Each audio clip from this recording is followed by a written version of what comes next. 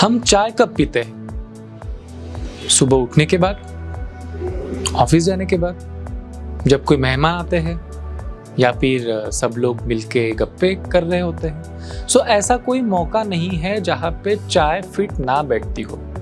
लेकिन आपने कभी सोचा है कि ये चाय हमारे लाइफ में आई कैसे? 19th सेंचुरी में अंग्रेजों ने हमारे इंडिया में चाय के बागानों की शुरुआत की। एक्चुअली चाय जो है ये चाइना से आई हुई वनस्पति है, इंडिया की नेटिव नहीं है। बट अंग्रेजों में 19th सेंचुरी में इसे हमारे इंडिया में जो है बोना शुरू किया, इसकी फसल लेना शुरू किया। और आज की कंडीशन ऐसी है कि इंडिया दुनिया में सबसे बड़ा एक्सपोर्टर है चाय का। सबसे ज़्यादा पैदावार चाय की हमारे भारत में ही होती है, और जितनी पैदावार हमारे भारत में चाय की होती है उसमें से 70% हम खुद ही पी जाते हैं। आपने कभी ये सोचा है कि 19वीं सदी से पहले जब चाय इंडिया में नहीं आई थी तो हम लोग क्या पीते थे? जब ये चाय हमारे इंडिया में नहीं आई थी तब हम लोग कषाय पीते थे। कषाय क्या होता है? कषाय एक चाय जैसी ही चीज होती है जिसमें अलग अलग प्रकार की हर्ब्स, फूल, पत्तियां, इनको उबाल के उससे काढ़ा बनाया जाता है, कषाय बनाया जाता है। और इसी कषाय का शायद बनके नाम बन गया है बाद में चाय। लेकिन इस कषाय की एक खास बात थी कि हर मौसम के हिसाब से अलग कषाय होता था। हर व्यक्ति के कॉन्स्टिट्यूशन मतलब कि प्रकृति के हिसाब से अलग कषाय होता था। अगर आपको कोई हेल्थ इशू है तो आपके शरीर की तबीयत के हिसाब से आपको अलग अलग वनस्पतियों का कषाय रेकमेंड होता था। दिन का कौन सा समय है, सुबह उठे हैं, फ्रेशनेस चाहिए, तब का कषाय अलग होता था। और दिन भर के बाकी मौकों के ऊपर, फॉर एग्जाम्पल खाना खा लिया है, डाइजेस्ट करना है, उस समय का कषाय अलग होता था। रात को अच्छी नींद आए उसके लिए बनने वाला कषाय भी अलग होता था। तो इस प्रकार से इतनी सारी डाइवर्सिटी और इतनी सारी यूटिलिटीज के हिसाब से अलग अलग हर्ब्स यूज करके ये कषाय बनाए जाते थे। लेकिन जब से ये 19th सेंचुरी के बाद चाय हमारे इंडिया में इंट्रोड्यूस हुई, आपको ये पता होगा कि चाय थोड़ी सी एडिक्टिव है, मतलब इसकी आदत पड़ जाती है। और यही कारण है कि आप 12 महीने सभी मौसम और दिन के हर एक मौके पे वही चाय पीते हो, भले ही आपके शरीर को वो सूट हो रही है या ना हो रही है। इतना ज़्यादा चाय का इम्पैक्ट हो गया है कि एक सोशल एटिकेट सा हो गया है। अगर आप किसी के घर जाते हो तो आपको चाय ही ऑफर होती है, और उस वक्त अगर आप चाय को मना कर देते हो तो वो थोड़ा सा अटपटा सा लगता है। तो आपको पसंद ना भी हो फिर भी आप चाय पी लेते हो। ऑफिस में मीटिंग्स है, आपको एसिडिटी होती है चाय से, लेकिन फिर भी आप चाय पी ही लेते हो। तो बहुत सारे फैक्टर्स अभी इस चाय में इन्वॉल्व हो गए हैं उसके एडिक्शन के वजह से, कि एक सोशल एटिकेट सा बन गया है, पीर प्रेशर सा बन गया है। आप मना नहीं कर पाते हो बहुत सारे मौके पे, और इतना सोशलाइज हमारे जो सोसाइटी में है चाय हो गया है। लेकिन आपको शायद ये पता होगा कि चाय जितनी कॉमनली पी जाती है उतनी अच्छी हेल्थ के लिए है नहीं। कुछ मुद्दे हैं इस चाय में जो आपके शरीर के लिए हार्मफुल है। जो ग्रीन टी लीव्स होते हैं, हरी पत्तियां होती है चाय की, उसमें कई अच्छे फ्लेवोनॉइड्स होते हैं, अच्छे तत्व होते हैं जो आपके हार्ट के हेल्थ के लिए अच्छे हैं। लेकिन उस ग्रीन टी लीव्स से जब काली चाय की पत्ती बनाई जाती है तो एक फर्मेंटेशन प्रोसेस, सड़ाने की प्रक्रिया उसमें की जाती है, जिसमें से कुछ अपने फायदेमंद तत्व जो है नष्ट हो जाते हैं और रह जाती है काली चाय की पत्ती। ये जब चाय की पत्ती आप ट्रेडिशनल तरीके से उबाल के कड़क चाय बना के उसमें से पीते हो तो फ्लेवोनाइड, बचे कुचे जो उपयोगी तत्व है वो भी नष्ट हो जाते हैं, और एक हानिकारक पदार्थ जिसका नाम है टैनिन, वो आपके चाय के पानी में उतर के जाता है। इस टैनिन का क्या इशू है? ये टैनिन आपके भोजन में जो पोषक तत्व है, आपके दूध में जो कैल्शियम है, और आपके जो भी अगर आप न्यूट्रास्यूटिकल सप्लीमेंट्स ले रहे हो, कुछ भी अच्छा खा रहे हो, उसमें से कई सारे पोषक तत्वों के साथ बाइंड हो जाता है, चिपक जाता है, और एक च्युइंगम जैसा ऐसा चीज़ बना देता है जिसको पचाना बहुत मुश्किल है। तो एक आपके शरीर को जो पोषक तत्व मिलने एक्सपेक्टेड थे आपके भोजन से, दूध से या फिर और किसी प्रकार के सप्लीमेंट से, वो आपके शरीर को नहीं मिल पाते हैं। आपने एक्सपीरियंस किया होगा, चाय पीने के बाद भूख मर जाती है, या फिर चाय पीने के बाद आपकी एसिडिटी बढ़ जाती है, या फिर पेट फुल महसूस होता है। ये क्यों होता है?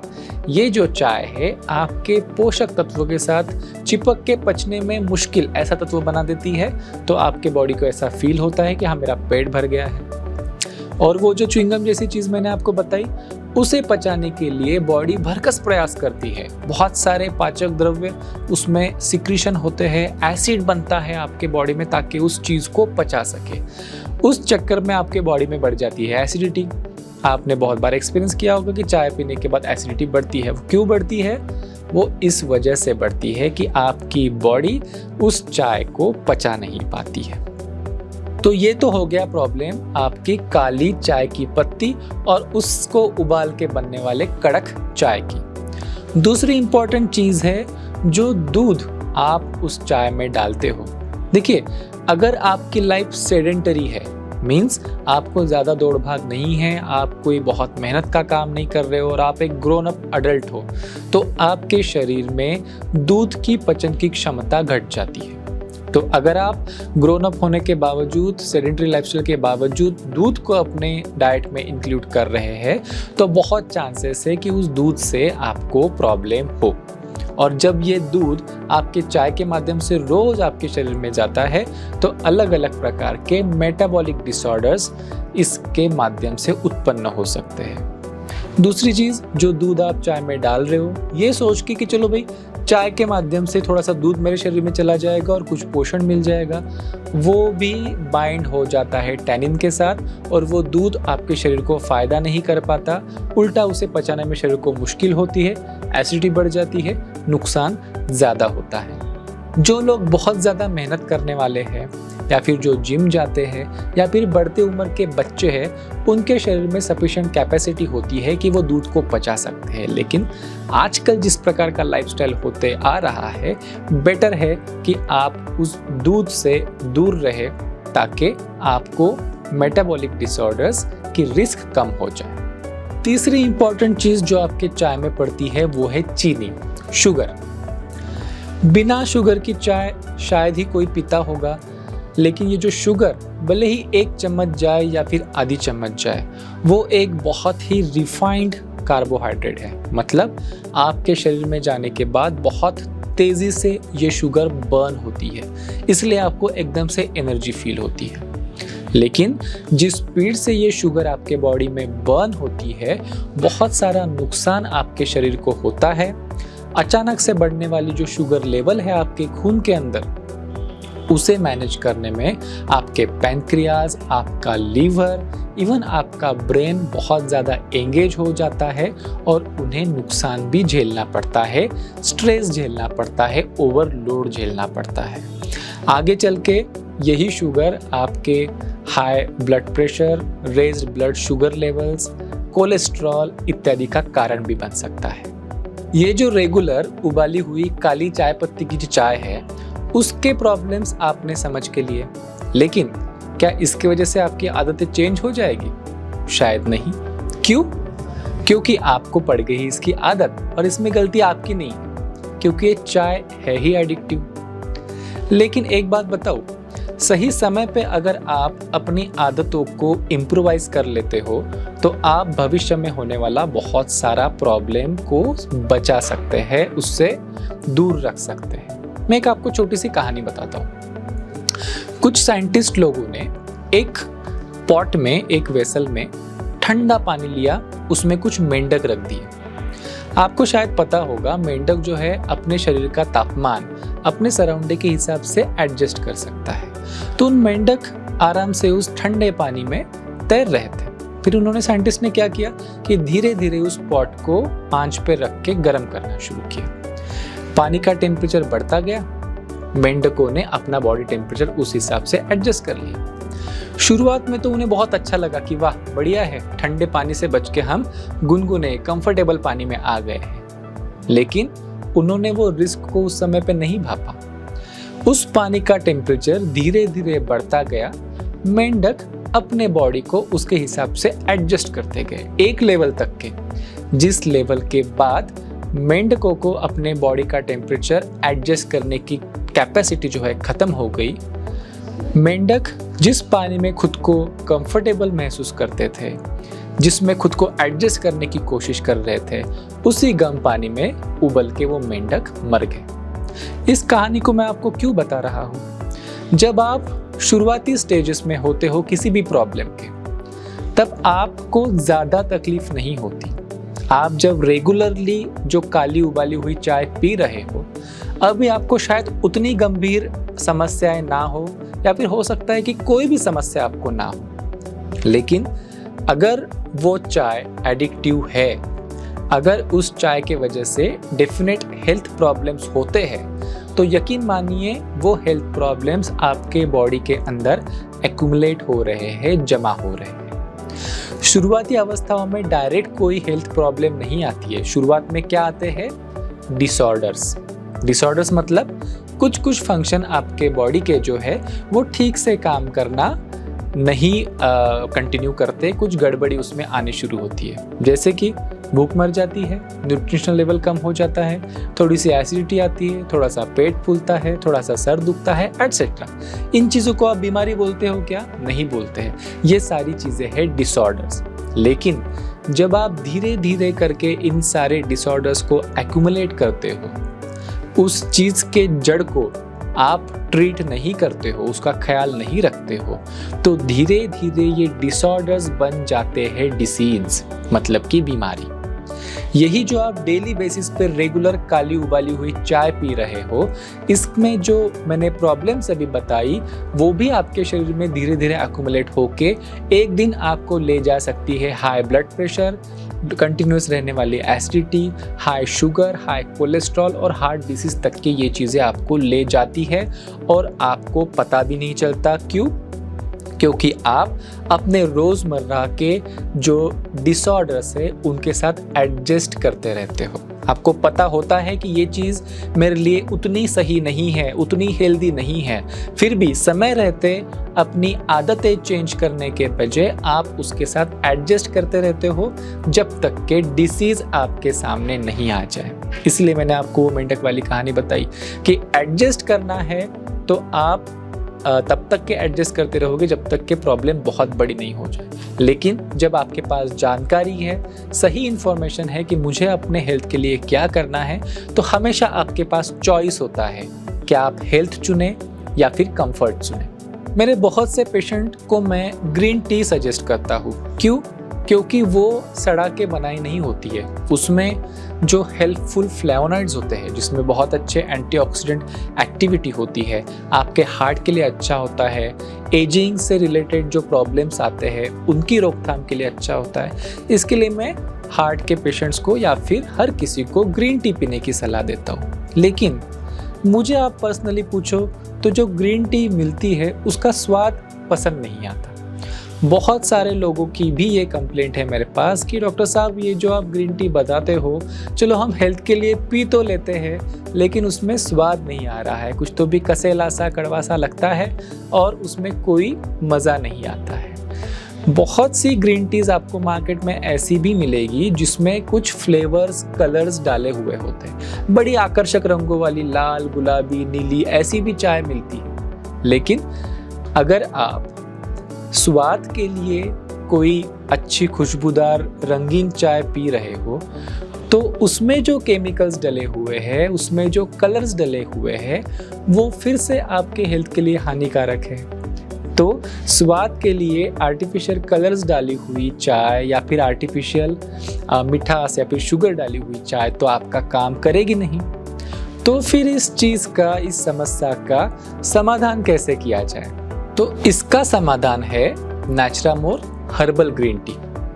जैसे पहले मैंने आपको बताया था, कषाय जो है हर किसी व्यक्ति के प्रकृति के हिसाब से, सीजन के हिसाब से, पर्पस के हिसाब से अलग अलग हुआ करती थी। उसी प्रकार से असॉर्टेड हर्ब्स को यूज करके बनाई गई है नाचुरामोर हर्बल ग्रीन टीज, जो है चाय से कुछ ज्यादा। इसमें जो ग्रीन टी लीव्स है, जो फ्लेवोनाइड से भरपूर होती है, एंटीऑक्सीडेंट से भरपूर होती है, उसके अलावा असॉर्टेड हर्बल एक्सट्रैक्ट्स का ऐसा ब्लेंड है जो आपके शरीर के लिए स्पेसिफिक बेनिफिट्स लाता है। फॉर एग्जांपल, अगर आपको हाई ब्लड प्रेशर की रिस्क है या फिर हाई ब्लड प्रेशर है, किसी को शुगर है, किसी को बहुत ज़्यादा स्ट्रेस है, किसी को फिजिकल स्ट्रेंथनिंग की ज़रूरत है, किसी को डाइजेस्टिव सपोर्ट की ज़रूरत है, इस प्रकार से अलग अलग व्यक्तियों के पर्पस के हिसाब से आप इसमें से असॉर्टेड ब्लेंड जो है अपने लिए चूज कर सकते हो।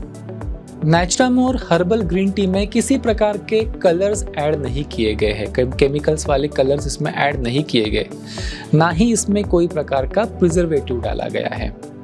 इसमें शुगर भी डाली हुई नहीं है और ना ही इसमें आपको शुगर ऐड करने की ज़रूरत है। स्टिल ये टी जो है आपको मीठी लगेगी। इसमें जो मिठास है वो प्राकृतिक रूप से लिकोरिस नाम के वनस्पति से आने वाली मिठास है, जो कैलोरीज में 0 है। स्टिल आपको अच्छी टेस्ट वाली और मिठास भरी चाय का मज़ा आपको इसमें से मिल सकता है। इस टी को उबालने की विधि से नहीं बनाया जाता। ये ग्रीन टी है जो डिप मेथड से गर्म पानी में आप एक टी बैग को डुबाते हो और उसके अंदर के तत्व जो है पानी में घुल के आते हैं, इस प्रकार से आप पीते हो। तो जब बिना उबालने वाले विधि से इस टी को बनाया जाता है, ग्रीन टी के अंदर आपके लिए जो फायदेमंद फ्लेवोनाइड्स है, उन सभी फ्लेवोनाइड्स को इंटैक्ट रखा जाता है, वो नष्ट नहीं होते हैं। और साथ में ही जो हानिकारक टैनिन्स है जो रेगुलर ब्लैक पाउडर वाली चाय में होते हैं, उसको भी आप अवॉइड करते हो। इस टी बैग के लिए जो पैकेजिंग यूज़ की जाती है वो भी बहुत सस्टेनेबल है, मतलब आपके हेल्थ के लिए और आपके पर्यावरण के लिए, दोनों के लिए ये बहुत ही सूटेबल है। इसमें जो टी बैग का मटेरियल है वो बायोडिग्रेडेबल है, उसमें किसी प्रकार का प्लास्टिक इस्तेमाल नहीं होता। मतलब जब वो टी बैग आप गर्म पानी में डुबाते हो चाय बनाने के लिए, आपके कप ऑफ टी में किसी प्रकार का माइक्रोप्लास्टिक नहीं जा रहा है।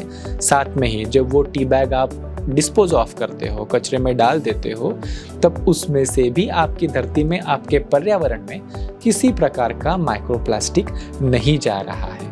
जब हम बात करते हैं हर्बल टी की या फिर ग्रीन टी की, हम बहुत ज़्यादा सीरियसली टी इस प्रोडक्ट को नहीं लेते हैं, क्योंकि वो तो चलते फिरते पीने वाली चीज़ है। लेकिन हम नेटसर्फ में इस प्रोडक्ट को बहुत सीरियसली लेते हैं और उसमें जो हम हर्ब्स डालते हैं, हम ये इंश्योर करके लेते हैं कि जिस प्रकार के हेल्थ बेनिफिट्स आपके शरीर के ऊपर एक्सपेक्टेड है वो ज़रूर आपको मिले। जो भी हर्बल तत्व, एक्सट्रैक्ट्स, इनको हम इसमें मिला रहे हैं, पूरे परीक्षण के बाद ये इंश्योर करके कि ये आपके हर एक कप ऑफ टी में जा रहे हैं, उसके बाद ही इस टी को बाहर भेजा जाता है आपके इस्तेमाल के लिए। जो रेगुलर काली चाय पत्ती वाली चाय हम पीते हैं, उसमें से जो डिसएडवांटेजेस होते हैं, उसे रिप्लेस करने के लिए जो हर्बल ग्रीन टी हमने आपके लिए बनाई है, उसके 6 वेरिएंट्स हमने आपके लिए लाए हैं, जो अलग अलग बेनिफिट्स आपको देते हैं। ये सभी प्रकार के वेरिएंट्स हर कोई इस्तेमाल कर सकता है। उनमें से अगर किसी को कुछ खास हेल्थ बेनिफिट्स की अपेक्षा है, तो चूज करने के लिए 6 अलग अलग प्रकार के बेनिफिट्स वाले ब्लेंड्स इसमें अवेलेबल है। बट ये 6 प्रकार के जो टीज है वो हर कोई एंजॉय कर सकता है।